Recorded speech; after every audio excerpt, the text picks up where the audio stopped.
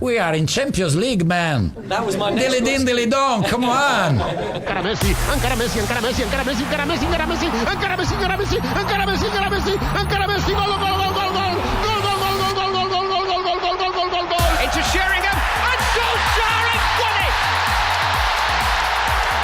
I will love it if we beat them. Love it. This is the Modern Soccer Coach Podcast with Gary Curneen.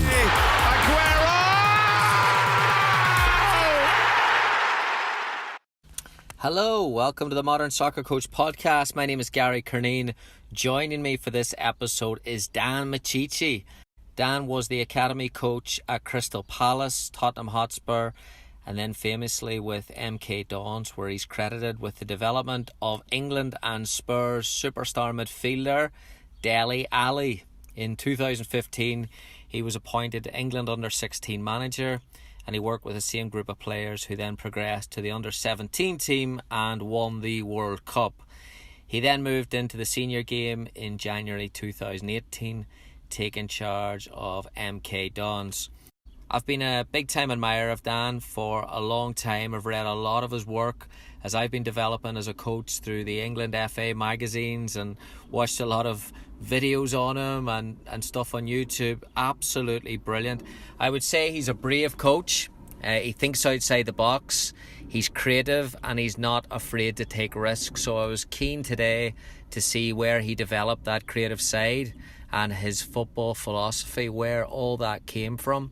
And then how he challenged Dele Alli, specifically what areas he looked to improve there, and how he then changed the tactical identity of England youth teams, taking charge at a time when they were looking at changing everything and putting in that DNA. And then also his thoughts on how to develop more creative decision makers in the game. So I think coaches are going to absolutely love this one. Dan was very, very generous with his time and speaks very, very passionately about coaching, the art of coaching, the creative aspect of coaching, and from a player's point of view, what they want, what they need, all that good stuff. So you're going to love it. You're going to love it.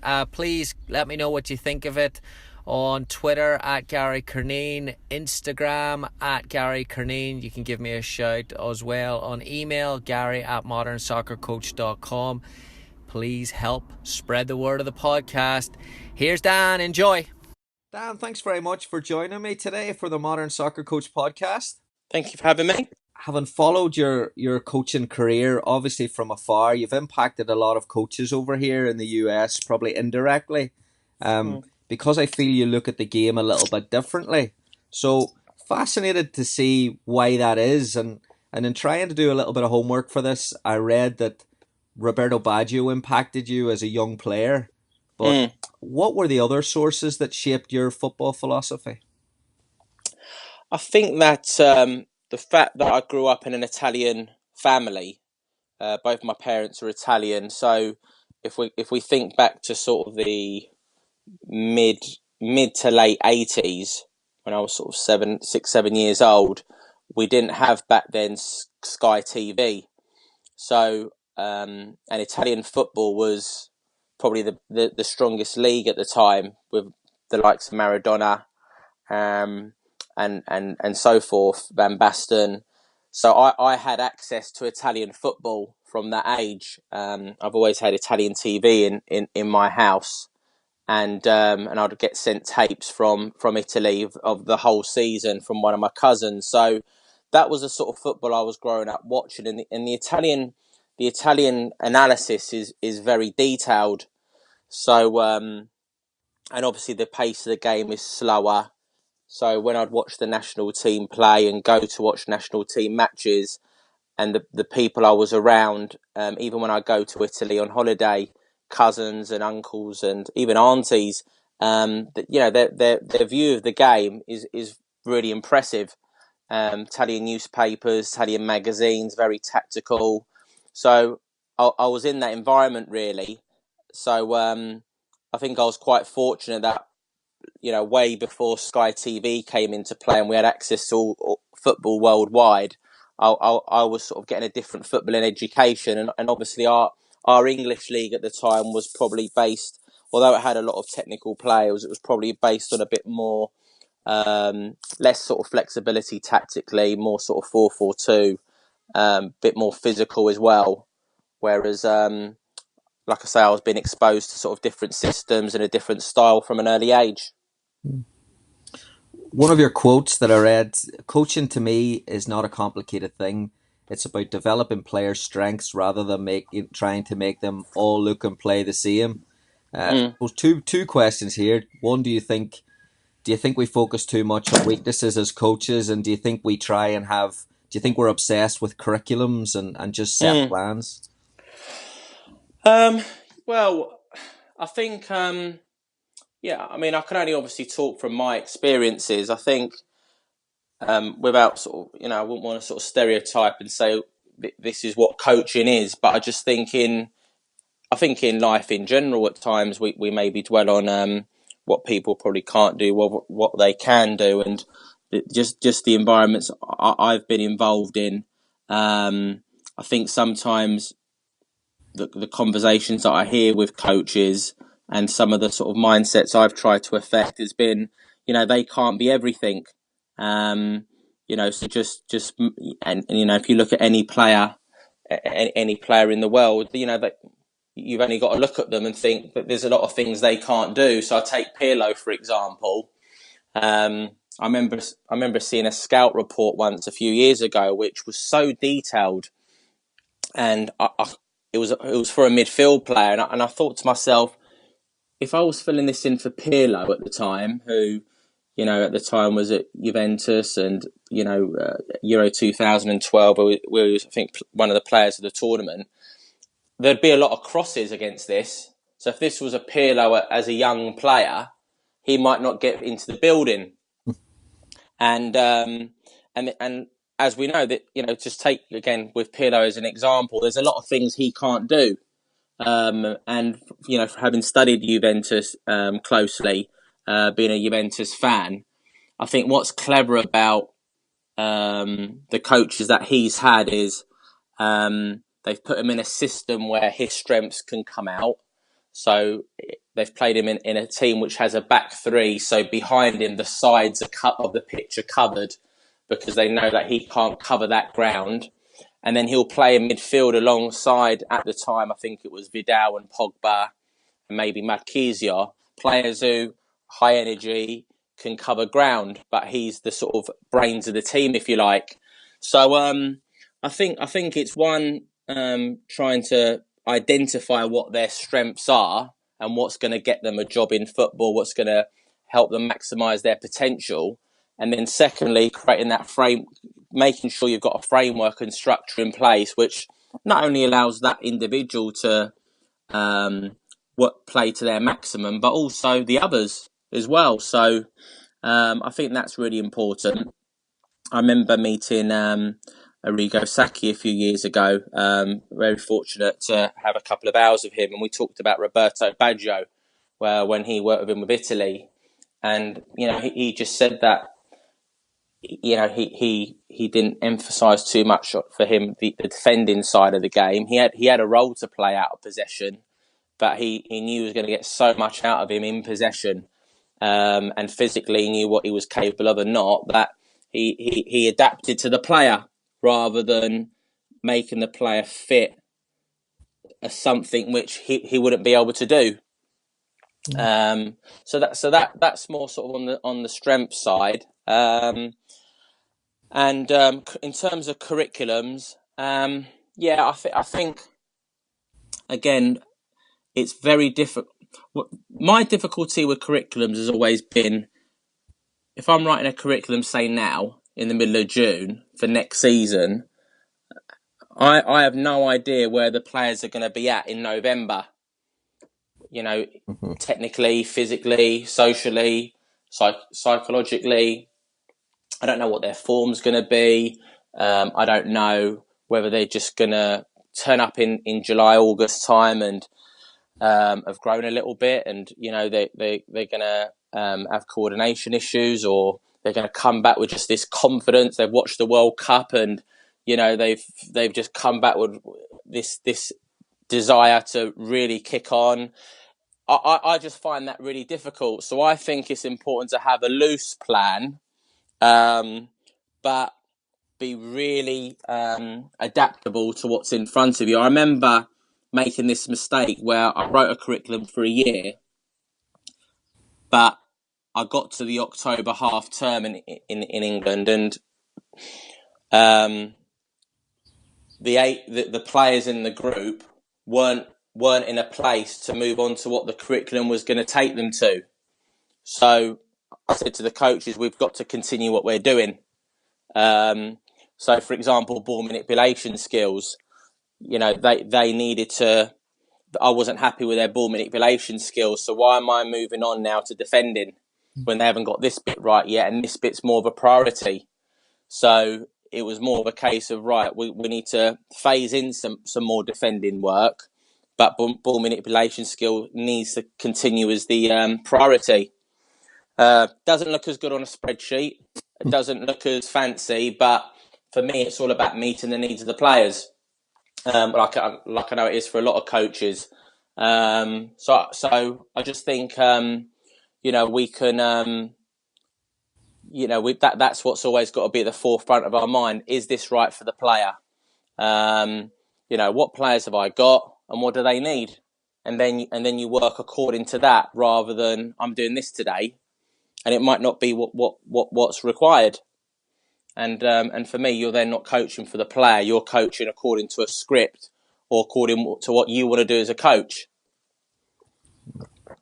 You're working the MK Dons Academy. Let's talk about Dele Alli, of course. I gotta talk about working with him. I would imagine that his talent would have jumped out at an early age, and was wondering what did you look at in terms of key areas that you wanted to add to his game?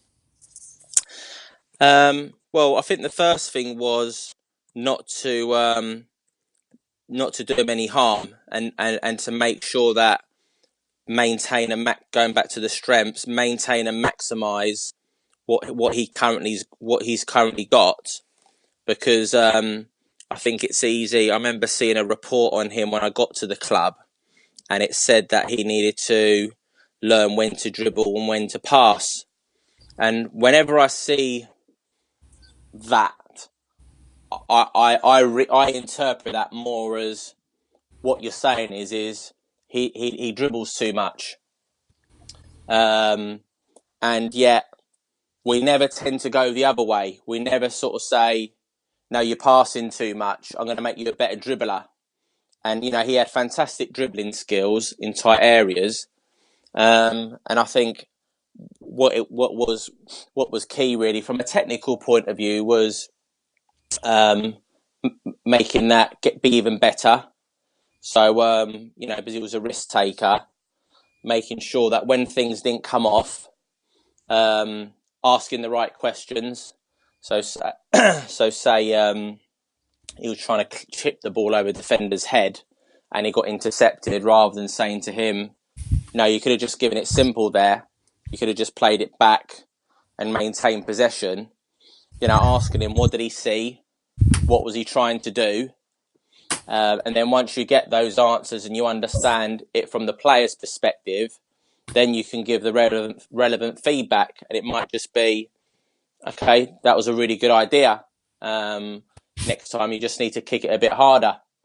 Or, you need to get your foot under the ball more to get a bit more height on the ball. But, not trying to, affect their thinking in a negative way. I remember Pirlo, funny enough, saying that the reason why he's such a good passer of the ball is because he's given the ball away so many times. And that's always stuck with me. A bit like that, the famous Michael Jordan quote about, missing so many key shots. So I think we've got to look at any expert in any field. They've got a lot of things wrong in their time. That's just part of the process. And the team might not look as fluid and as neat and tidy, but we've got to again remember what we're trying to do here. We're trying to get people to be as good as they can be. So that was it more from a technical point of view. From a he had lovely ball skills. So that was key. In terms of adding to his game, the group that he was in initially wasn't the best group. It wasn't a team that won every week, and because of that, he was often trying to do other people's jobs for them as well. So at times, I felt that he was, say for example, he was trying to close down a fullback when he was playing in midfield, when that was actually somebody else's job, and he was running too much.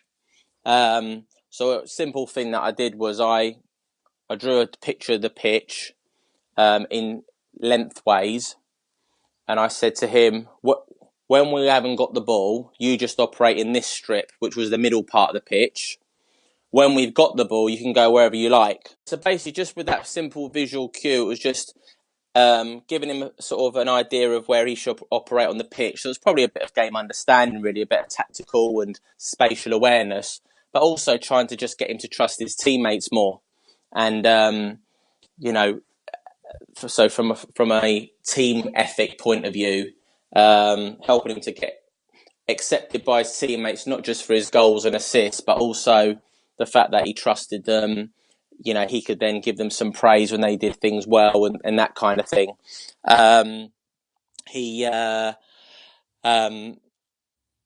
So initially it was just making sure he was happy. I think at the age of 11 and 12, the biggest role of the coach is to make sure they love the game, they love practice, they love the club, they want to come to football, and making sure it's, enjoyment is your top priority. And then, and how do you do that? Style of play. He needed to be in a team that had a lot of the ball.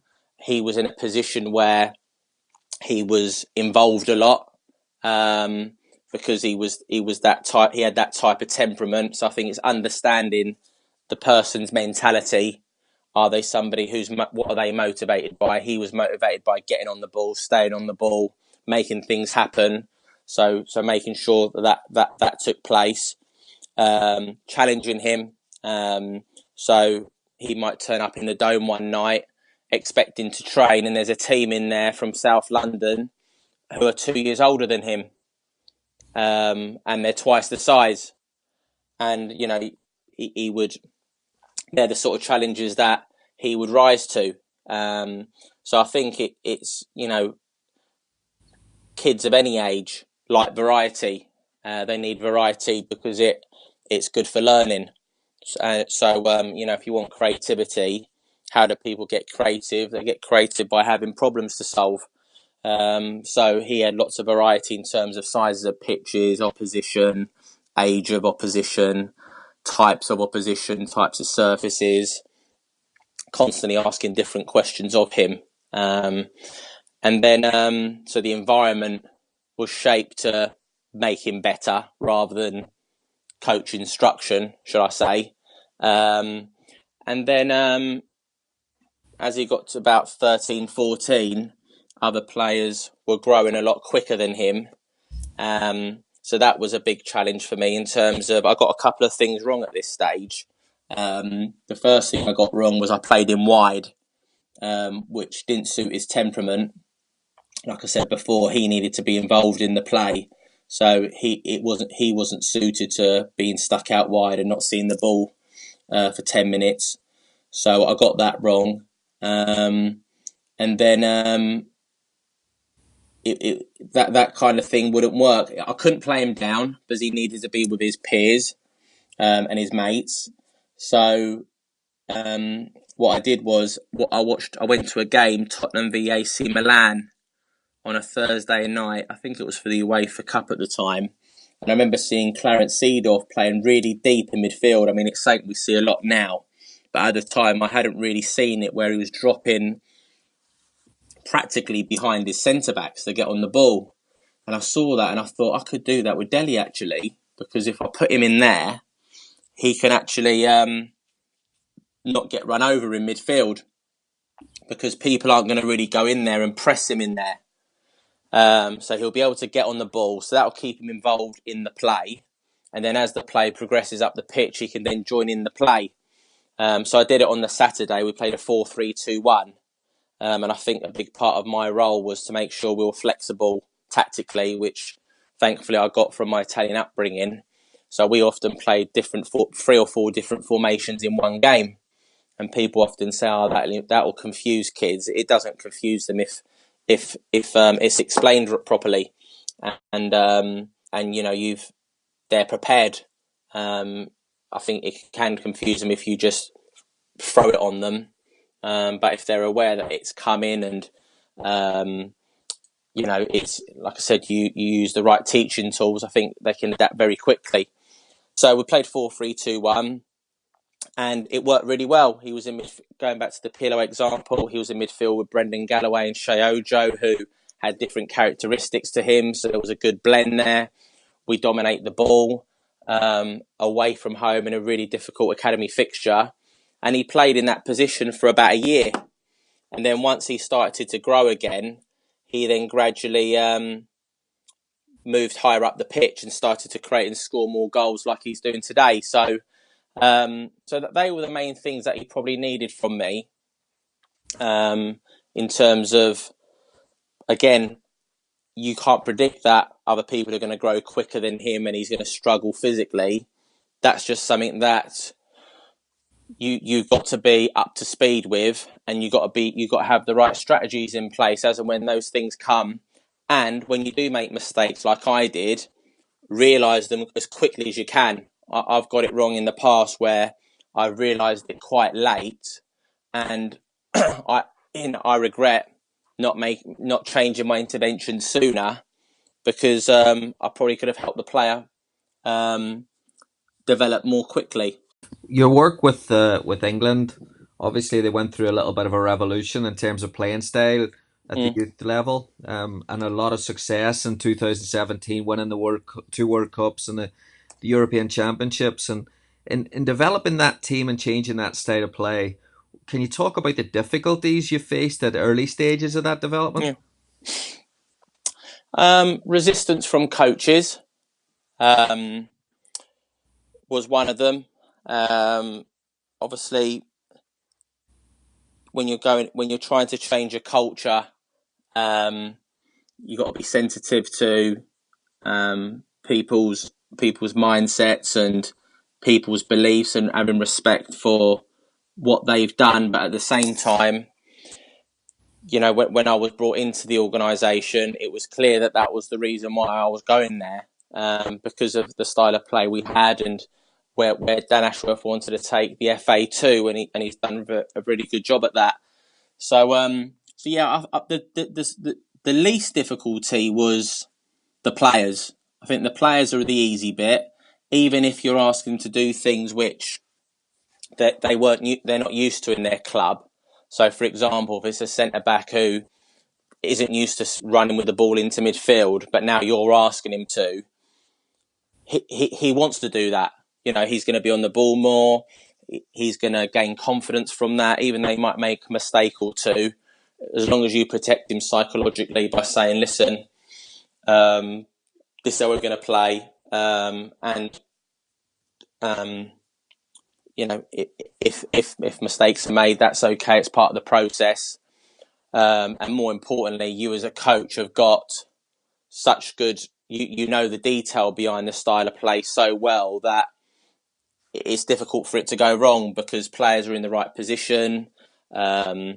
Players feel very confident about what you're asking them to do. I remember a game we had against Mexico out in Slovenia where we played a 3-diamond 3, and they subbed 2 players after 25 minutes.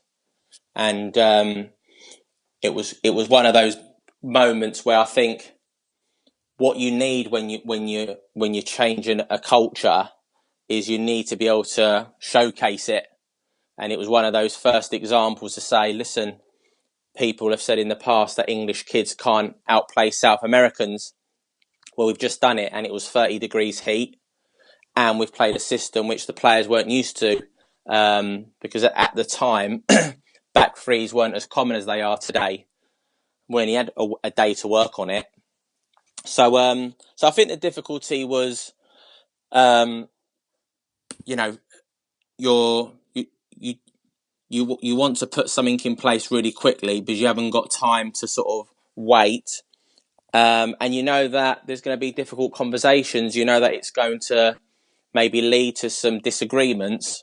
And I remember my first few games in the role were live on Sky.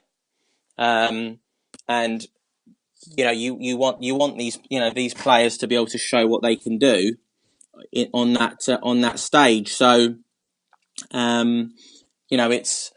it's basically having a belief in what you're going to be doing and trusting the players to do it. So I think changing any culture, you need to identify then different types of players as well. So that can lead to differing of opinions. So then you need strong leadership, which is what we had. Again, going back to Dan, which was, wanting these type of centre backs, we want these type of creative number 10s, and then it makes things a lot easier. What were the add-ons that you had to that environment in terms of, was there individual positional work, video feedback? Did you increase meetings with players? What did you add to the environment outside the training sessions? What we had was we had 11 playing principles. Things like staying on the ball. We had things like staying connected to the ball. We had being prepared to defend 1v1, outwitting your opponent, which was a defending principle. So outwitting, again, going back to my sort of studying defenders who I love, like Maldini and Nesta and Cannavaro, where they would sort of play cat and mouse with strikers, where they might, when they were going to step in front, they would actually start by being deeper, and they'd make it look like they weren't really interested, and then bang, they'd go. Or conversely to that, they might be tight, and then the ball gets played into the forward, and as he sets it, they've already dropped off, and all of a sudden the strikers sort of thinking, gosh, I don't know if they're getting tight to me or dropping off me. So we had principles like that. Play with freedom was our sort of strap line, if you like. So and then players would have their own individual program, if you like, or individual focus, and we'd basically say to them, of these 11 principles, pick your top 3. And then so they'd pick their top 3. One might be composed finishing, for example, for a striker, and then it was then our job then to make sure that we were playing to their strengths, and their strengths were all based around the style of play. And then they would then, after the game, have to, we along with the player, we would find clips linked to the 3 that they'd chosen.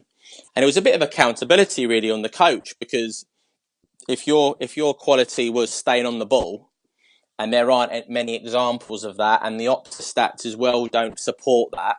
So I remember having one player, Angel Gomez, talented player from Man United, who his stats showed that he'd had 100 odd touches and X amount of passes. I can't remember the exact number, but basically what it showed was he was playing a lot of 1 and 2 touch. And what I was able to say to him with that feedback was, you're here because you're good at staying on the ball when you're a dribbler, but the stats are showing and your clips are showing that you're playing a lot of 1 and 2 touch. So then his reflection from that and mine as a coach would be, we need to make sure we're bringing out more of his qualities, which is getting on the ball, twisting, turning, inviting pressure, clever passes, and individuality. So we had I thought a good framework in terms of clips, individual feedback. One of the biggest things I learnt working there was those players valued one-to-ones as much as they valued X's and O's and what the session was like. So they like having individual dialogue. They like, sitting down, just talking about them, and also getting the coach's feedback. I think sometimes we just put it all on. We can be in danger of putting it too much on the player and giving them too much ownership and saying, off you go and look at your clips. What they actually would like is, they want to look at their clips, but they also want us to look at them.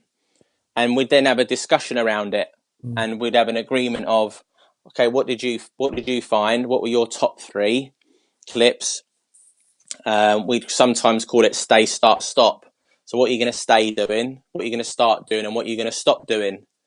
And it's, so we just try to make the learning as memorable as possible with like catchphrases like that, which they could hook into. So that the individual work was key, again, based around the style of play, based around the strengths of the individual. And like I said, the big one was play with freedom, because at the time it was felt that the shirt weighed heavy on the players when they went with the national team. So by having that as our phrase and clips that showed what that looked like all over the pitch. So what does that look like for a goalkeeper? It could be that when the left centre-back's got the ball and he's going to play back to his goalie, the goalie is he's higher than he might normally be, and he's the other side of the goal. So he's playing like a third centre-back, if you like. It was things like for centre-back, stepping into midfield, playing reverse passes, Cruyff turning out of trouble.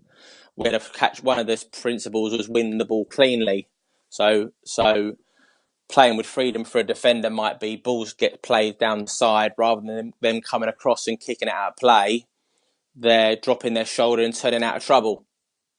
So that's them playing with freedom and no fear. And midfield players, the types of passes they play, rotations, and then for front players, it's quite obviously that's an easier part of the pitch because there's less consequences, but taking people on and what have you. So we were very clear on what play with freedom looked like, and we were very consistent with that. So in game reviews, montages that were put together, that would be the consistent message. And when you'd work with the next age group, you could use the footage from the previous group. So you'd get a lot of peer learning, and obviously they'd know the boys from the year above because they know them from playing with them in clubs and against them. So it was like you were inspiring the next generation, and you're learning off your older peers. So once you sort of go through that first 12 months and you've got enough footage to be able to say, right, this is what I like as a coach. This is what's going to make England inspire the nation. This is what's going to make you guys create new history, and do little exercise with them in meetings where we'd say, right, go and stand in that corner of the room if your favourite I'd say to them, again for the social aspect, say they sit in a team meeting room and they're sitting with their club mate, to break that up rather than saying, no, don't sit next to him. I might do something like, okay, sit in all alphabetical order, your favourite player in the world, but you can't tell anybody. So they do that. You then go through it, and it would be your usual, your Messis, your Neymars, and so on. So they'd be sat in alphabetical order of that, and then it'd be, right, go and stand over in that corner of the room if your favourite player was South American. Stand in that corner if he was European. Stand over here if he was from anywhere else in the world. Stand over here if he was English. And no one would be in the English corner. So then there's your hook in, because you're saying, okay, we need to change that when we do this exercise in 10 years' time with players of your age, we want this England corner to be them saying your name. How are we going to do that? And then it goes back to style of play, being able to express yourself wherever you are on the pitch, being a fantastic 1v1 defender, and so on. So just try to use lots of different messages, whether it was clips, programs, little exercises like that, to keep reinforcing the message that the bar is high. We're trying to be the best in the world and you can do it. One of your things was we worked to a 6-6-6 idea. Win the ball back within 6 seconds, attack with a minimum of 6 players, and then can you get the ball over the halfway line within 6 passes? And I'm fascinated by the last one, Dan, because with the English culture, I could see that being difficult with giving the players a license to send it once they're under pressure. Was that a problem? Sometimes, but I think you just, if you get your practice design right.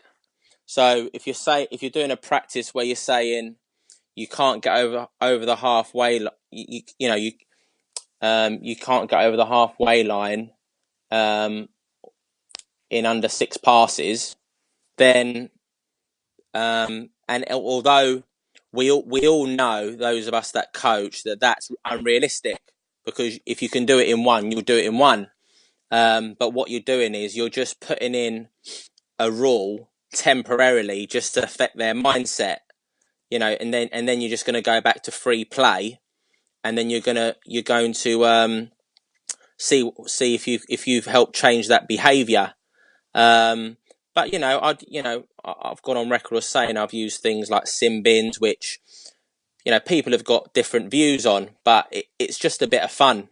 So I've done things where, like you say, somebody's cleared their lines or panicked in possession, and I've just sin binned them for 30 seconds. And what that does is it just gives them a bit of reflection time. But also it's a consequence for the team, because now they're down a player. So you actually then get a different benefit, because now you get defending and attacking. You get defending outnumbered and attacking with an overload temporarily. But you're sending out a strong message to the players that that's not how we play. And by you doing that, the important with these players is the why. The why is, if you do that against Spain, Brazil, Argentina, you might not now see the ball for 10 minutes.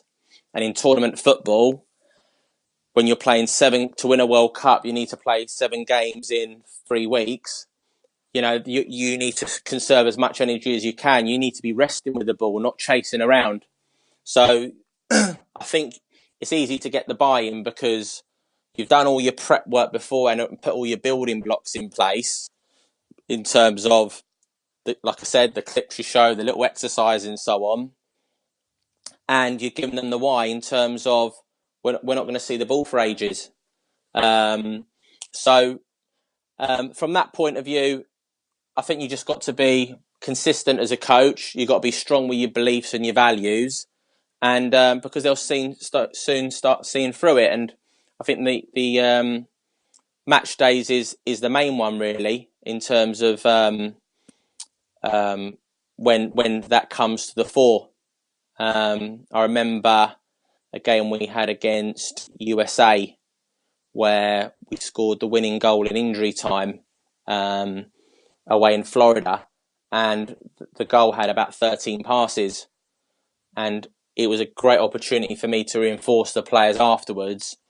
In years gone by, an England team would have just put that in the box on the second pass, but you've taken your time, you've worked your opening, and you got rewarded. And of course, there'll be times when that hasn't gone well, and you just use it as learning experiences. And that's the key, really. That we talk about emotional control. It's, for me, the emotional control is as much for the coach as it is for the player. Staying on the topic of tournament football, fascinated to hear your views on, if you were the first team, if you're Gareth Southgate and you're preparing for the World Cup, coming off a Premier League season, how would you approach that 2-week period? Would you work them hard? Would you let them relax? How would you balance that? I think that obviously you need to know where they're at in terms of their physical and mental state.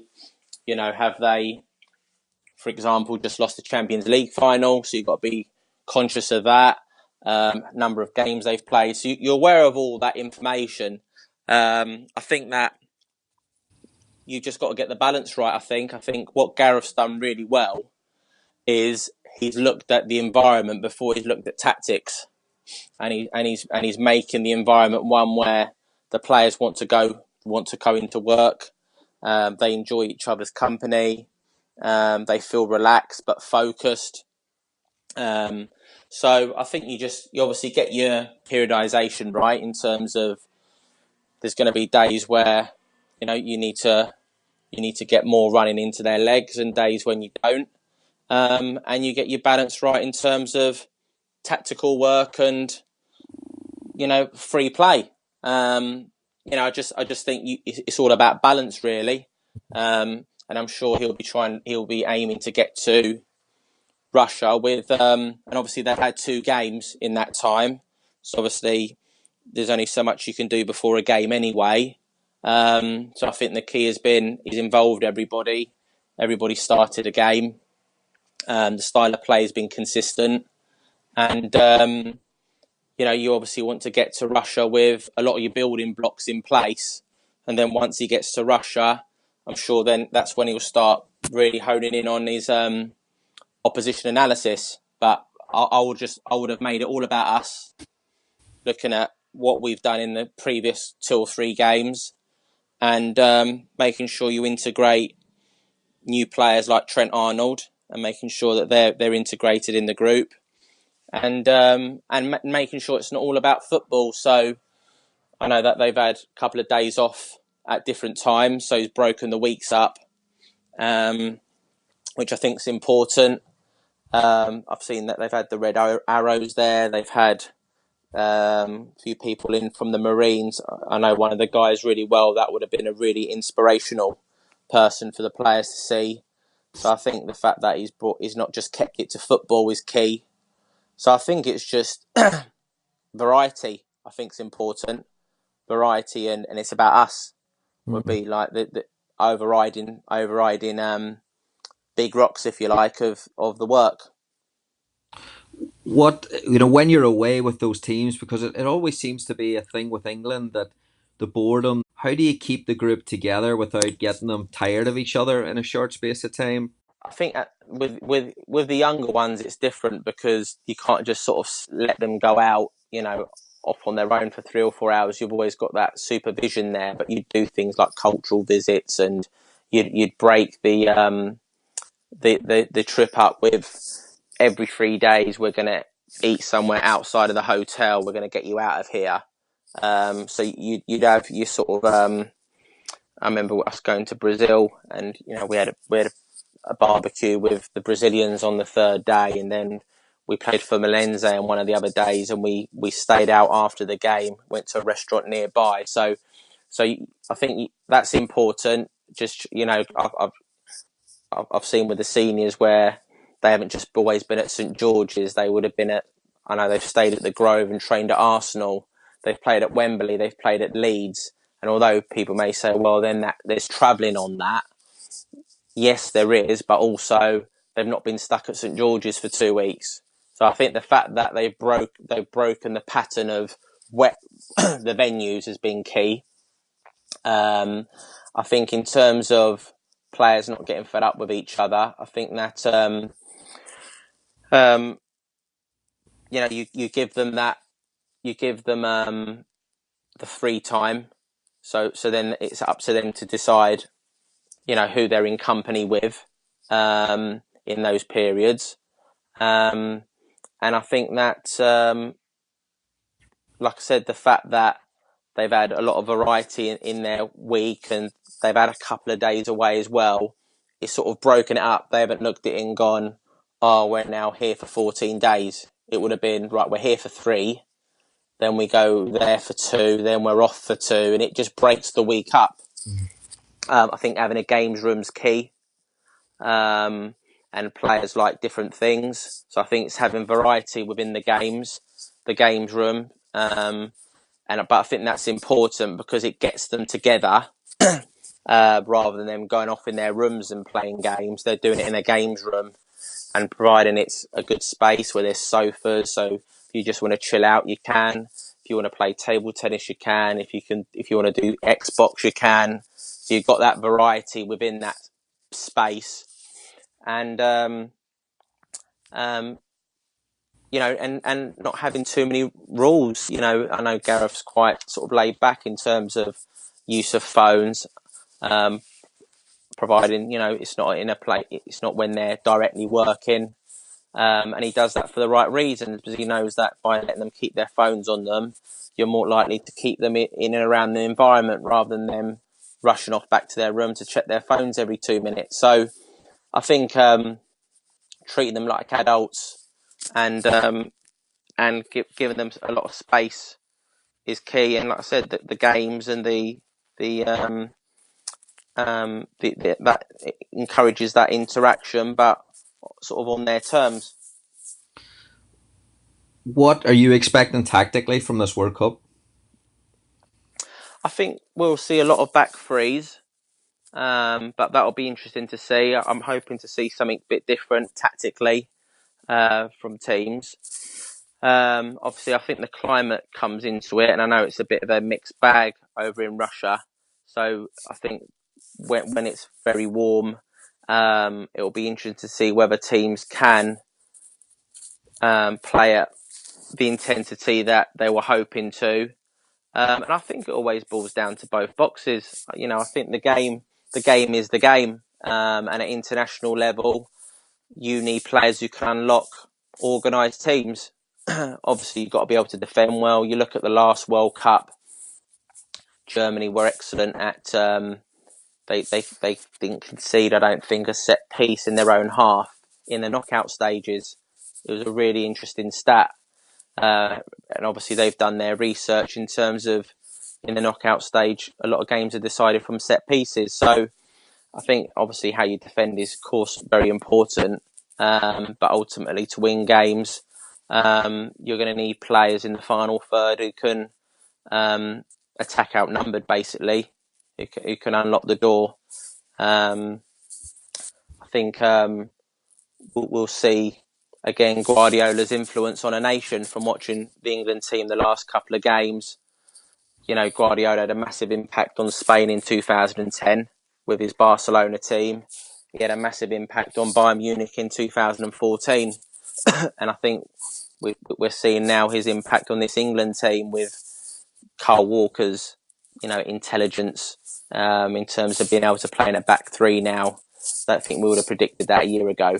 I know he hasn't played there for Man City, but he does play very narrow for them. I think the impact he's had on Sterling, the impact he's had on Delph, Stones, and then obviously there's a massive Tottenham influence. So I think we'll see a lot of teams getting into those areas where Gareth's number 8s are getting into, those sort of diagonal corridor runs. I think that would be quite, we see that a lot with David Silva with Man City. I'm hoping to see some really good combination play. Again, I think Man City have been excellent at this season. The amount of 1-2s and the amount of goals they score by players just walking the ball into the net because the combinations have been so good.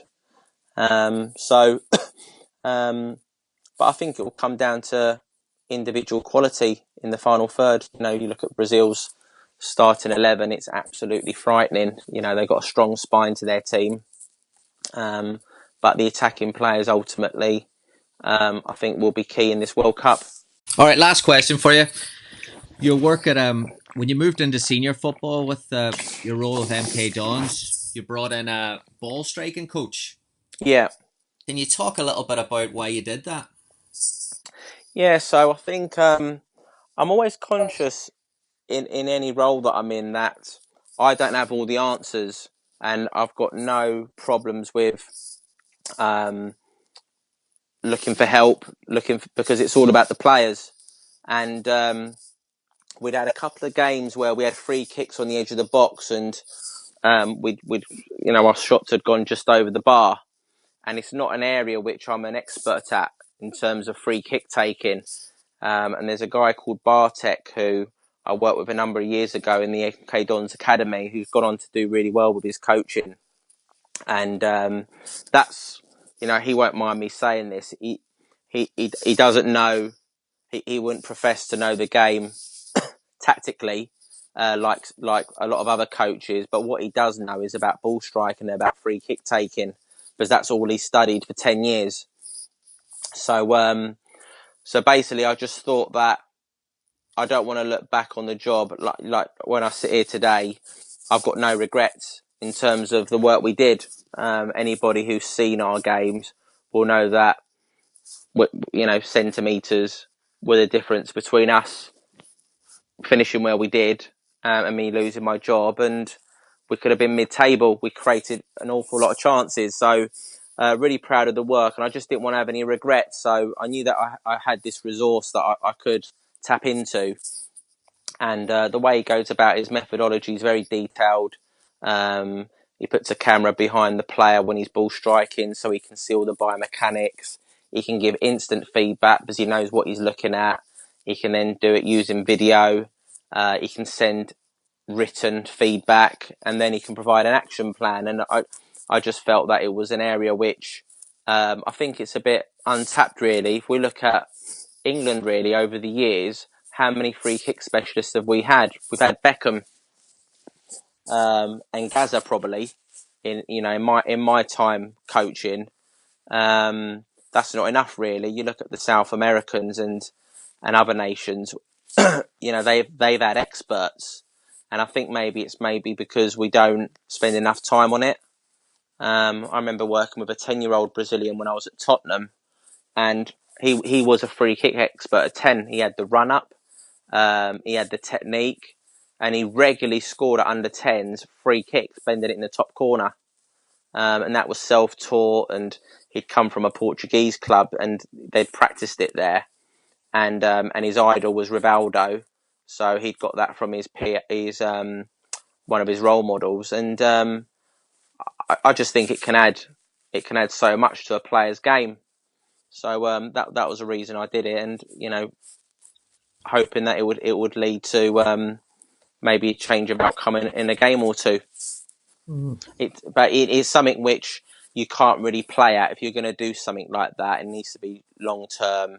It requires a lot of repeated sessions, and obviously a really clear understanding of.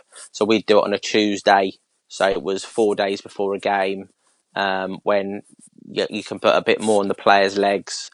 It's your leg day anyway, so it's got to be, I think, at the right time of the week, with the right players. So I picked 2 right footers, 2 left footers, who I knew at any given time one of those 4 would be on the pitch, and they were the ones that I felt were the most likely to score for us. So it's looking at an individual, and like you asked before, adding to a player's game. So it's not for everybody. But it's looking at an individual and saying you've got a really nice clean strike of a ball. You score goals like this and like this. This could add another 5 goals to your game. You've got to get the buy-in from the players as well. So before I brought him in, I spoke to the players first and said, "How would you feel about this? This is my rationale." They were up for it, and then he came in and did a presentation to them first and showed it to them visually, etc. So again, like anything, it's always got to have building blocks in place and context behind it, rather than just throwing at a player and saying you're doing this. But I don't think you get buy-in. You don't get the buy-in as much as if you do it in a different way. Spot on. Dan, thank you so much. That was brilliant. You're very welcome. Thanks for having me. No problem. Really enjoyed that insight, and excited to see the next step in the journey. Thank you very much. So thanks so much to Dan for his time and his insight and his energy there. I said at the beginning of the podcast that Dan was a brave coach, and I feel that bravery as a coach is being creative, thinking outside the box, taking risks. But the thing that really not surprised me as much as impressed me in that chat was how he sees the game. Like, what's the basis for him seeing everything he sees? And I think for me, what I got from it was that he sees it from the player's point of view. Yeah, the game's changing. Yeah, there's more pressure. Yeah, there's more demands. Yeah, there's less space. Specifically, what they need to do to try and open up games. He sees it from their point of view. And how he does that there, then, examples that stood out to me was, the first thing he said about working with Dele Alli, don't do any harm. Don't put unnecessary pressure on him. Don't put things in his head, that the things that are going to be around him, the noise, keep that there so he can still focus on his soccer. Looking at the boredom and how to change up environments when you're working with players. And I think as well he talked about session design too. How often are we really, really, really challenging ourselves at session design, or how much are we grabbing stuff that we've done before? And then even with the ball striking coach, as much as we all probably were impressed with that and thought that was a great idea, he made sure that he said that he ran this past the players. That was a big part of getting it on board, was making sure they accepted it, they bought in, and they were willing to go along with it and to embrace it. So for that there, again, it's inspiring for me to hear from a coach at the top level who sees the game beyond results and sees the game beyond a system, and basically wants to push his creativity into players, because he passionately believes that that's what the game needs more creativity, needs more inspiration, just even from enjoying the game and loving the game, not even trying to win a World Cup. So that there, I love that. I could listen to him talk all day. My advice, if this is your first experience of Dan, my advice would be is, after you stop listening, would be to go and Google and get him on YouTube, and there's an awful lot of great resources on him. He's absolutely brilliant. There's videos on him on YouTube where he does the sin bin, and he has an 8v8 game, and he tells the young players that if they make a mistake, then they're going to have to sit in the sin bin for 30 seconds and get back on, or something like that. But then he said what the mistake is, where most coaches would see the mistake as giving away possession, he sees the mistake as not being creative, not trying a flick, not trying something, a little turn around the corner. And I thought that was brilliant, because again, just thinking differently than most other coaches do, I think is a real separator today, and we should be gravitating towards those people as a coaching community, because they're going to challenge us to think bigger and better about the game. So hope you enjoyed it, and please let me know what you think, what areas stood out to you, what you would question, and what you took from it. I'd love to hear it. At Gary Cernine on Twitter, at Gary Cernine on Instagram. Please, I always say it, please don't leave without giving it a rating on iTunes. It's always good to know what you thought of it, and again, if we could get Dan on in the future, I'm really going to try. I thought he was outstanding there. So thanks for listening. Thanks for listening to the podcast. Always appreciate the little comments, the plugs on Twitter, Instagram, all that good stuff. Hopefully you got a lot from that. So thanks again. I'll speak to you soon. Bye. Thank you for listening to the Modern Soccer Coach Podcast. For more coaching topics, sessions, and resources, head on over to Coach Cernine on Facebook or visit the website at www.modernsoccercoach.com.